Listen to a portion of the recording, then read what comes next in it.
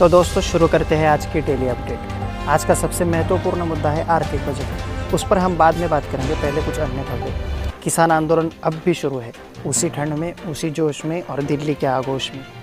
वही जैसे दो देशों के बीच की सीमा होती है, उसी प्रकार की बैरिकेडिंग दिल्ली की सीमा पर हमें देखने को मिल रही है। कई जगह पर कीले रास्ते पर लगाए हुए देखे जा सकते हैं। किसान नेता कह रहे हैं कि कितने भी दिन लग जाए यह आंदोलन खत्म नहीं होगा जब तक बिल वापस नहीं लिया जाता।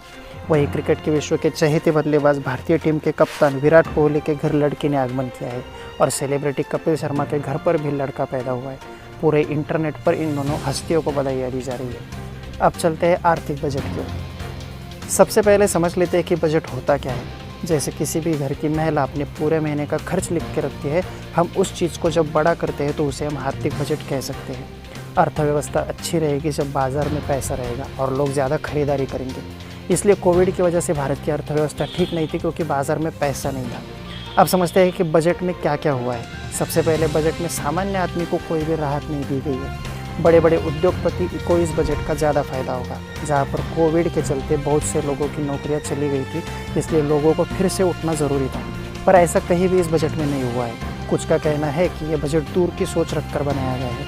बड़े उद्योगपति जब बड़े बड़े उद्योग करेंगे तब लोगों को ज़्यादा से ज़्यादा रोज़गार मिलेगा।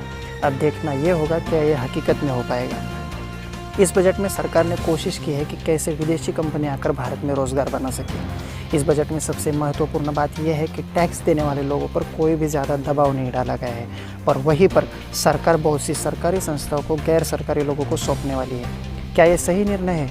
हमें कमेंट में बताइए। 75 वर्ष से अधिक आयु के लोग टैक्स नहीं भरेंगे।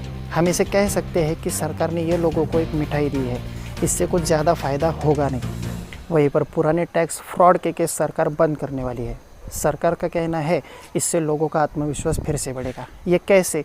वो है जो 3 साल पुराने, माफ़ कीजिएगा, ये केस वो है जो 3 साल पुराने और 50 लाख के नीचे के टैक्स के हैं। इस पर आलोचना भी हो रही है कि ये बजट व्यापारियों के लिए बनाया गया है। वहीं पर हम ये भी कह सकते हैं कि चुनाव के वक्त जो लोगों के हाथ में पैसा आता है वो इस बजट में नहीं आएगा, जिसकी ज़रूरत कोविड की वजह से थी। वहीं पर शिक्षा का बजट 6000 करोड़ से कम कर दिया है, जो कि बढ़ाना चाहिए था, क्योंकि भारत में शिक्षा की सबसे ज़्यादा ज़रूरत है। इस बजट में शिक्षा सस्ती नहीं है, जो कि करने की ज़रूरत थी। हर बजट में शिक्षा सस्ती होनी चाहिए, पर इस बजट में वो नहीं हो रहा है। वही डिजिटल शिक्षा कोविड की वजह से चलन में आई थी, उसके लिए भी सरकार ने कुछ अलग प्रावधान नहीं किए हैं। पर वहीं पर अगर हमें अर्थव्यवस्था अच्छी करनी है तो बाज़ार में पैसा लाना होगा, और बाज़ार में पैसा लाने के लिए बैंक में पैसा चाहिए। इसलिए सरकार ने 20,000 करोड़ बैंकों के लिए इस बजट में रखे हैं। वहीं पर अब हम जैसे सिम कार्ड पोर्ट करते हैं, वैसे ही हम अब इलेक्ट्रिसिटी प्रोवाइडर को भी पोर्ट कर सकते हैं, ये देखकर कि कौन सा इलेक्ट्रिसिटी प्रोवाइडर अच्छा है। ये काफ़ी अच्छी और नई बात इस बजट में आई है। सरकार को न्याय व्यवस्था की तरफ भी ध्यान देना चाहिए था।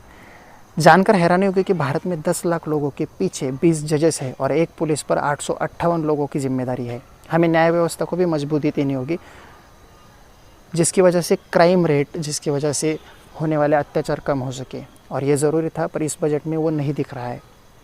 सोना चांदी सस्ते हो सकते हैं और इलेक्ट्रॉनिक से जुड़ी चीज़ें जैसे मोबाइल महंगे हो सकते हैं।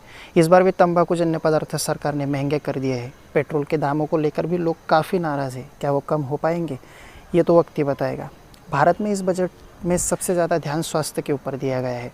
स्वास्थ्य के लिए इस बजट में 2,23,846 करोड़ दिए गए हैं और कोरोना वैक्सीन के लिए अलग से 35,000 करोड़ दिए गए हैं। 3,768 करोड़ के चलते भारत में पहली बार डिजिटल जनगणना होगी। ये भी एक बड़ा बदलाव देखने को मिलने वाला है।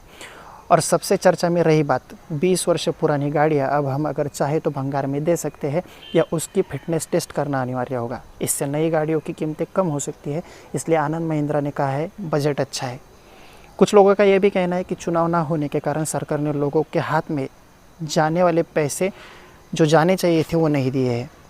आपको इस बजट के बारे में क्या लगता है? क्या यह अच्छा है? क्या यह बुरा है? क्या इसमें कुछ कम है या हमारी अपेक्षाओं से भी परे है? आपकी राय जानना हमारे लिए ज़रूरी है। आपको क्या लगता है हमें कमेंट में बताइए। हमारे चैनल को सब्सक्राइब करें, बेल आइकन दबाएं, क्योंकि सही खबर देखना आपका अधिकार है। मिलेंगे अगले वीडियो में नई खबरों के साथ। तब तक के लिए स्टे अपडेट।